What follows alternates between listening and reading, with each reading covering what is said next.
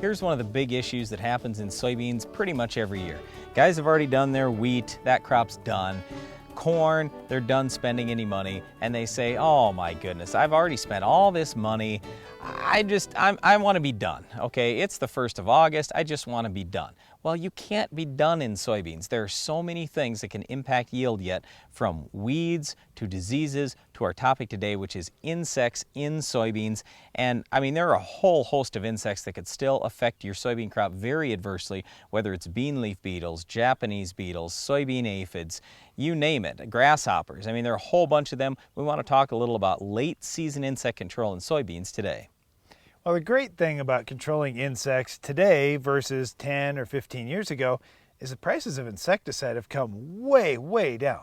And as a lot of these products have gone off patent, there are a lot of generic options, and that's helped keep the cost down, keep supplies in pretty good shape, so you have lots of choices and they don't cost much money. So when we're looking at the bugs, the big thing to do is to identify which species are out in your field. And very likely, it's not going to be just one. It's not going to be just bean leaf beetles in your field.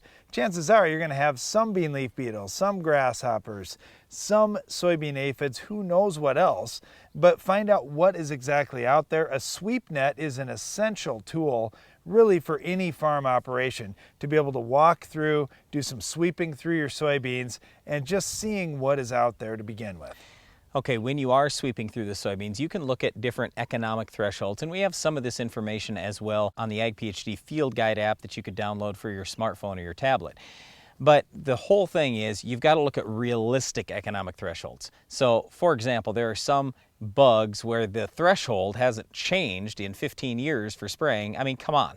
The soybean price is way higher, yields are way higher, and insecticide is practically free. So the economics have changed dramatically. I'm just trying to say, be realistic with your economic thresholds. And if you're looking at data from 10 or 15 years ago, or thresholds from 10 or 15 years ago, those are wrong. So you've got to look at your information, your farm, your data, your economic threshold, and pull the trigger appropriately. But all I know is when we're out there spraying a herbicide, fungicide, foliar fertilizer, something else, and all I have to do is throw in an insecticide, and it only costs me $2 extra, my threshold number can be awfully low. All right, let's talk about resistance management just a little bit from the standpoint of using multiple modes of action. The pyrethroids get used a lot out there. They're cheap, they're safe, they're nice products to work with. They can tank mix with just about anything else. And we kind of forget about something like Lorsban, for example, and you say, well, I don't know why I would use that when I've got all these cheap pyrethroids I can use. Lorsban costs just a little bit more, but it offers a couple different advantages. It gives a quicker knockdown on things like soybean aphids, and it also helps on some of the tough to kill bugs, like grasshoppers, for example, when they get hardened off and become adults. Oh, I don't know though, dear, and I'm going to disagree with you on that. With Lorsban, I don't think it's that good a grasshopper product. The old Furidan was a great grasshopper product. So was Parathion. We don't have either of those products today. Thank goodness. So you want to try to get the grasshoppers a little bit on the earlier side. Once they get wings and become adults, then it's going to be much more difficult. But basically, you've got three choices here as we talk about late season insects. You've got the cheap pyrethroids, and they're great, except for spider mites. If you've got spider mites, then you want to go with Capture, which is still a pyrethroid, but a different kind, bifenthrin, and then Lorsban. Now, in some areas of the country, if you have spider mites, you might have resistance with the pyrethroids, with organophosphates. You might have to go to something else. But in most of the Midwest, mites that's really all we're talking about. Mites aren't really insects. So, I mean, it's True. kind of fortunate that we could control them with those products, and still can in some areas. So here's one of the big questions that comes up. I'm going to kill my beneficials if I spray at a relatively low number of insects. Well, let's not forget, what we're trying to do as farmers is produce more food for the world. And if I can produce more food by spraying an insecticide, yep, I might kill a few beneficials. I don't want to. I'd like to not kill the beneficials. And there are some products out today that don't kill beneficials, but they're very specific. They're not going to kill a wide variety of insects. If you can use one of those, great.